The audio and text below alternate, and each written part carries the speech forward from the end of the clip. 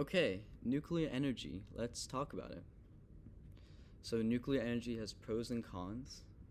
In this presentation, we'll go into why we should use nuclear energy and why we shouldn't, and the history of it and what its future can look like in our society. So, let's get started. This is the pros for nuclear energy, the four reasons for nuclear energy, and they are the most. And nuclear energy is the most reliable energy source. It has a lower death rate compared to fossil fuel plants. It helps countries decarbonize, and there are many uranium reserves. So let's explore each facet more comprehensively. The first facet is that nuclear plants are the most reliable energy sources.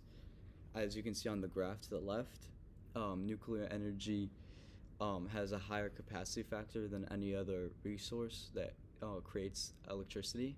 It generates 93.5% of maximum power throughout the year. So it's very reliable. It's much more consistent compared to other resources, and it can uh, last much longer without refueling. So uranium 235, which is what nuclear power plants use uh, to create that electricity, is much more efficient in coal um, in respect to refueling because it only needs about 1 to 2 train cars every 18 months to refuel, while coal plants need 90 train cars a day to refuel. So it's much more it's much more easy to maintain. And finally, the average nuclear reactor produces 1 gigawatt of electricity, which is actually a lot because you would need almost two coal facilities or 3 to 4 renewable plants to generate that 1 gigawatt of electricity onto the grid. So it's very reliable and it's very efficient. Um, and the sources for this information, I trust these sources because the first one is from the Office of Nuclear Energy, which is a governmental organization. And the second source is from the screencast video by Nathan Walgreen. And the government site could be a little biased because its purpose is to work with nuclear energy plants in the US. But for the most part, I trust the statistics they provide me because their job is to get reliable information to the public.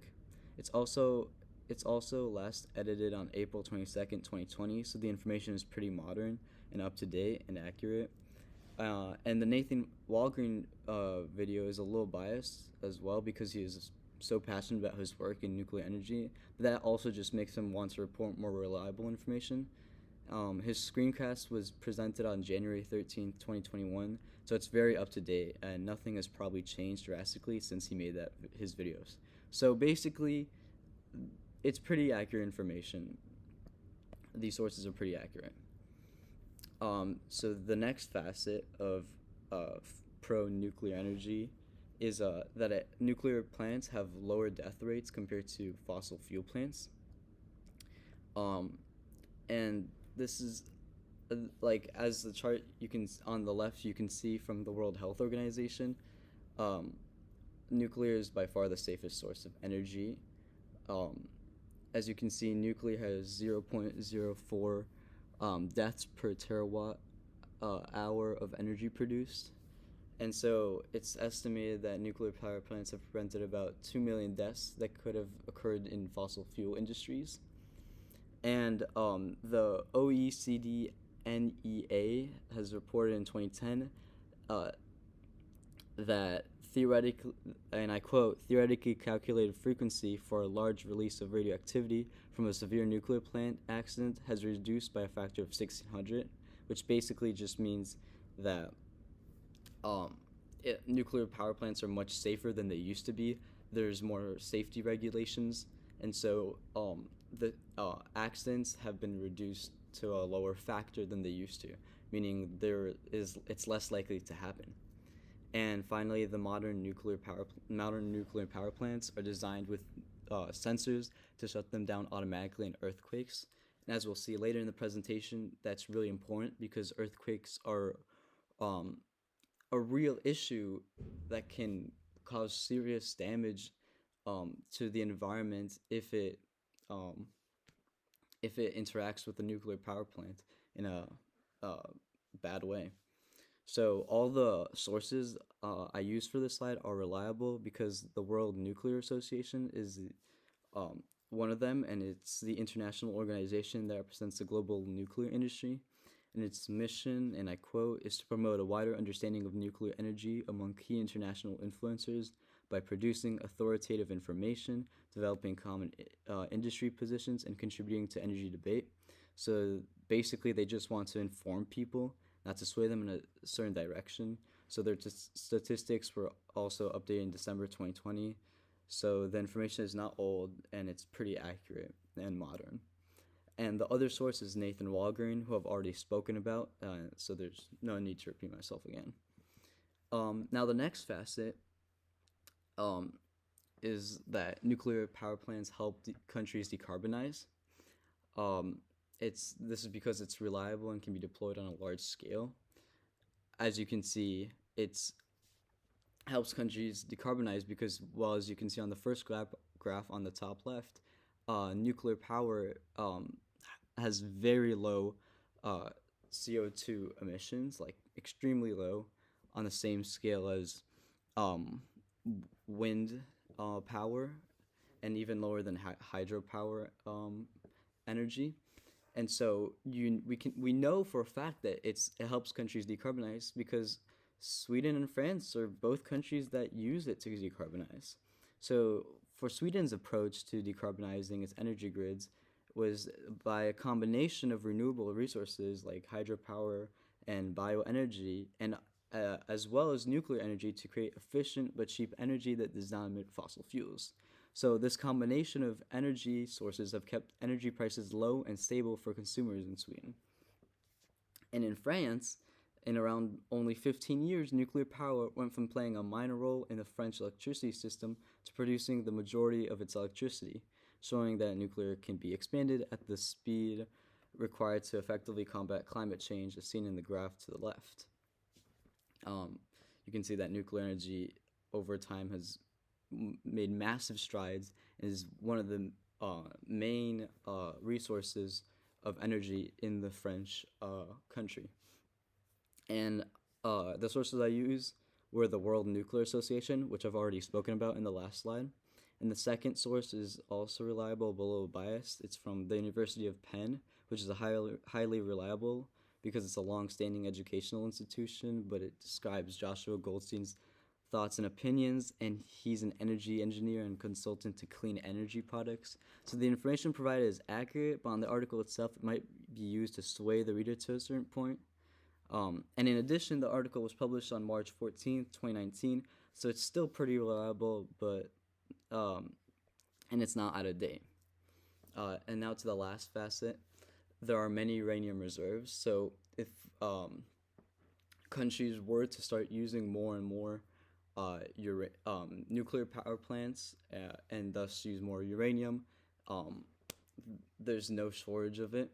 So, there is a shortage. Well, it's a finite resource, but so is everything, and there's a lot of reserves for it. So currently, current usage of uranium ore is 68,000 tons per year, and the total known reserves are about 5.4 million tons, which should last about 80 years, but those are only the known reserves. But it's been estimated that more reserves to be discovered that are unknown currently consist of about 10.5 million tons of uranium, which is a lot.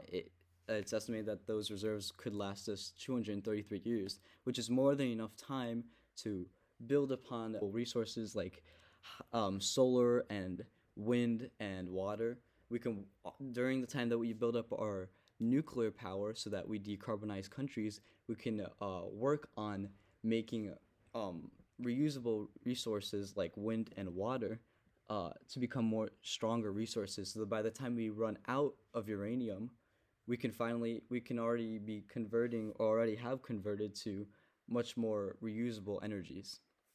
So those are the pros. Thank you.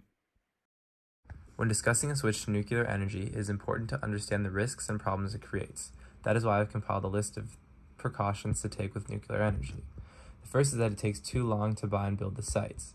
The time it takes from deciding to build a nuclear power plant to the time of it actually being built is large. With licensing to buying to hiring workers, it is a process that takes too much time for what it produces. According to Mark Jacobson, a professor of civil environmental engineering and a director of the Atmosphere and Energy Program at Stanford University, every nuclear power plant to date has taken 10 to 19 years to fully build.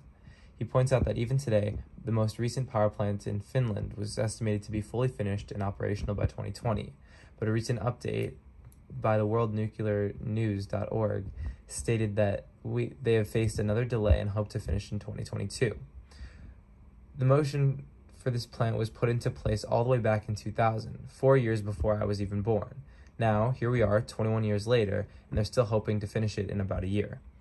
Jacobson continues by explaining that if we want to have reliable energy and switch, we cannot depend on a form of energy that takes over a decade to build and faces many delays that could hurt thousands of people. The next reason why we should be cautious about nuclear energy is because of its ability to allow countries to harvest plutonium and uranium to manufacture nuclear weapons.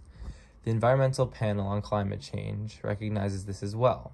In their 2014 Executive Report on Energy, they concluded that with robust evidence and high agreement that nuclear weapons proliferation concern is a barrier and a risk to the increasing development of nuclear energy. Now, what this means is that they've decided that it definitely is a danger for nuclear power plants to develop and store uranium and plutonium for governments' nuclear weapons. And this is not comforting, as we have also seen how countries and governments are willing to lie to their citizens about nuclear power plants in the past, but we'll talk about that later. The third reason to be cautious about nuclear energy is because of its risk of devastating accidents as well as lack of sites. In the past, there have been many nuclear meltdowns. In fact, 1.5% of all nuclear plants ever built have melted down, and this is according to Mark Jacobson. Although we understand that technologies and circumstances were different, such a disaster as Chernobyl, which we'll talk about later. The third reason to be cautious about nuclear energy is because of its risk of devastating accidents as well as lack of space and safe sites. In the past, there have been many nuclear meltdowns. In fact, 1.5% of all nuclear plants that have ever been built have melted down. Although we understand that technologies and circumstances were different for some of these, such as Chernobyl, which we'll talk about later, we still challenge the overall safety of these plants. As seen in Fukushima, which was fairly recent, an earthquake caused a nuclear meltdown that devastated the area. Seeing as these plants are too dangerous to be near any place with a possible natural disaster, the locations are limited. Especially since professionals such as Mark Jacobson estimate that there are not enough spaces for the amount of nuclear plants that we would need to build if we were to make a switch. This leads to the final reason for caution, which is caution that nuclear plants are dangerous because of their waste. Nuclear professionals such as Nathan Walgren have discussed to us how the waste is collected and disposed of. According to him, the dangerous radioactive waste is put into a metal trash shaped. This leads us to our final reason, which is that nuclear plants have a waste that is very dangerous. Now, the waste produced by nuclear plants has been explained to us in the past by Nathan Walgren. According to him, the dangerous radioactive waste is put into a metal trash can shaped storage unit and put underground on a safe site. But the problem is how it gets there. As discussed in the Not in My Backyard debate, people do not want radioactive waste traveling through populated areas. In addition, a car accident or explosion on the road traveling with these waste cans could potentially be very dangerous. Jordi Bruno, a nuclear expert that has been in the field for about 30 years, explains that this waste lasts for hundreds of thousands of years, has no proper way of being contained that will 100% keep everyone safe. So that raises the question, should we use this nuclear energy?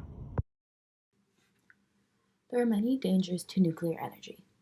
If a nuclear meltdown occurs at a power plant, the effects last years. On March 28, 1979, the 3 Mile Island accident occurred. A partial meltdown of a reactor at 3 Mile Island Nuclear Generating Station in Pennsylvania caused a radiation leak. The plant had containment buildings, which thankfully worked as designed. The government, however, did not make the best decisions given the circumstances. They hesitated to order an evacuation of the surrounding area, which was detrimental. But President Jimmy Carter did dispatch a nuclear safety expert to coordinate the government's response. And while no one died directly from the incident, there was an increase in cancer and birth defects in people from the surrounding area. It took 12 years and cost $973 million to decontaminate to low levels of radiation. Another nuclear meltdown occurred on April 26, 1986. A sudden surge of power during a reactor systems test destroyed Unit 4 of the nuclear power station at Chernobyl, Ukraine, in the former Soviet Union. After they created a large concrete shelter around Unit 4, but it was neither strong nor durable. The chief engineer of the plant refused to acknowledge the reality of what had happened. The Soviet government denied that anything had occurred at the power plant. Radiation from Chernobyl was detected in several other countries, including Sweden, Denmark, Finland, and Norway. Over 30 people died directly from the disaster. There was an increase in cancer, especially among young children, because the radiation got into their food supply. Those effects are still felt to this day. Another disaster occurred at Fukushima Daiichi, which was caused by many things: poor design, an earthquake, and a tsunami. The earthquake caused the electricity-producing reactors 1, 2, and 3 to automatically shut down. As the reactors were unable to generate power to run their own coolant pumps, emergency diesel generators were put into use instead. These operated normally until the tsunami destroyed the generators for reactors 1 through 5. The cooling system set in place stopped working, and the reactors began to overheat. This led to meltdowns in reactors 1, 2, and 3. Additionally, as workers tried to provide power for the cooling pumps, 3 hydrogen air chemical explosions occurred. They do not know the amount of damage sustained by the reactor cores during the accident and the location of molten nuclear fuel within the containment buildings, but there were core meltdowns in Units 1, 2, and 3. The Japanese government did not keep records of key meetings during the crisis. Important emails went unread, but eventually the Prime Minister asked for help in managing the escalating crisis from professionals in designing nuclear plants. Around 18,500 people died or disappeared in the earthquake and tsunami, and more than 160,000 people were forced from their homes. There was an increase in mental disorders and PTSD. Because the event was fairly recent, many of the after effects have not been experienced yet, but there has been an increase in cancer due to radiation. While these 3 nuclear accidents seem equally terrifying, in respect to the disaster and dangers they resulted in, they're completely different. As you can see in this helpful diagram, the radiation released, it was completely different in these 3 different situations. And you can see that with Chernobyl, it had the most radiation released, and it had the largest evacuation zone. And this difference in how much radiation was released and the large the difference in evacuation zone is best attributed to the way different governments have handled these nuclear accidents. In Chernobyl, um, back when the USSR was in power in Russia, they really did not want to admit that they were at fault to the national community or even uh, initially to the local community. And so they really procrastinated on handling the situation because they were scared of the bad press, basically. And so they weren't truthful, and they basically didn't handle the situation very well. And as a result, many people died initially, and there's a large long-term effect that we're seeing today from it, including this huge evacuation zone from the area. And as you can see at the top left, Chernobyl had the most radiation released because um, the government didn't take as much action fast enough. Even though they did take action, they didn't do it fast enough. Unlike in Fukushima, where the nuclear power plant was melting, the government was very truthful with the international community and the people around it. They created an evacuation zone very quickly, and they handled the situation much better. And so there were no, there were no deaths due to the Fukushima nuclear power plant alone. Of course, there were deaths because of the tsunami and the other natural disasters, but initially there were no deaths because of um, radiation poisoning. Um, there might have been people who were except for like the three or two people who worked at the actual plant when it started melting down. But besides them, no like civilians were harmed right there. There might be a lot of long-term effects that we're gonna see in the future because of it, but it was contained much better than Chernobyl. Radiation is also a threat from nuclear waste. Nuclear waste is very hard to dispose of. The best way is to bring it to a remote area, far away from where humans can be affected by it. Once there, nuclear waste can exist for thousands of years, and even though that may be the safest way to handle it, even there, nuclear waste can be dangerous. Attacks on nuclear waste can occur and result in the releasing of radioactive material and can be very dangerous to people and the environment around it. A few years ago, there was a plan to build a 5-mile tunnel for a deep geological repository designed to receive and store shipments of spent nuclear fuel and high level radioactive waste. This plan was heavily invested in, but the project was paused. Texas later sued several federal agencies, claiming the federal government had violated the Nuclear Waste Policy Act by failing to complete the licensing process at Yucca Mountain. Obama administration stopped funding this project, but Trump wanted to reconsider. Many think that a large amount of nuclear waste 100 miles away from Las Vegas is not a great idea. I would agree with that. I don't think there's a good way to dispose of nuclear waste. Even in a remote setting, nuclear waste can be harmful to the environment and takes thousands of years to decompose. I don't think nuclear energy is the most efficient based on the amount of waste it gives off. But since we already have a lot of nuclear waste, it is up to our government to make a plan and decide what to do with it. It's much easier to understand how nuclear waste is disposed through this very helpful picture. As you can see, and as we've already talked about, it seems to be in a remote location away from big cities and suburbs, and it's underground, so it's very secure and away from people like terrorists who have harmful intentions, and it's very safe underground in a remote location. The government, however, does not always make the best decisions. They lie to us frequently and are often uneducated about topics they're handling. The very first lie Donald Trump told as president was one that was quite obviously false. It rained during his inaugural address. He later claimed that the rain never came, and the moment he stepped inside, it began to pour. That alone set the tone for his presidency, and he made thousands more false claims during his 4-year term as president. He lied about Chicago, my hometown. He said, Chicago has the toughest gun laws in our country. They're so tough. Chicago does not have the country's toughest gun laws. While Chicago retains some restrictions, there are many places with significantly tougher laws. While you could argue that this was an innocent mistake, this was a speech to the National Rifle Association. He should have at least been educated enough on the topic to not be spewing lies. Another case in which Trump lied constantly was COVID-19, a large one being him downplaying its severity. Trump said, "We have it totally under control. It's one person coming in from China, and we have it under control. It's going to be just fine." Every part of this statement was false. It was not just one person coming in from China, and they did not have it under control. Trump knew about the virus and its dangers very early on, and by claiming it wasn't an issue and putting off taking precautions, thousands of Americans died. Like Trump refusing to admit the severity of COVID-19, after the Chernobyl disaster, Soviet authorities refused to share the magnitude of the situation and its detrimental health consequences to both the Soviet Union and the world. It took the General Secretary of the Communist Party of the Soviet Union 18 days to finally confess to the USSR and other nations just how horrific the explosion actually was on inhabitants nearby. Like Trump, they cared too much about their image and pride to admit what went wrong, which ultimately affected the lives of thousands of others. Just to add on to Raisel's point, I think it's really important to recognize that when Donald Trump consistently lied about these different um, points that Raisel brought up, he not only ruined his reputation to many people, but he also made a lot of people begin to question the reliability of governmental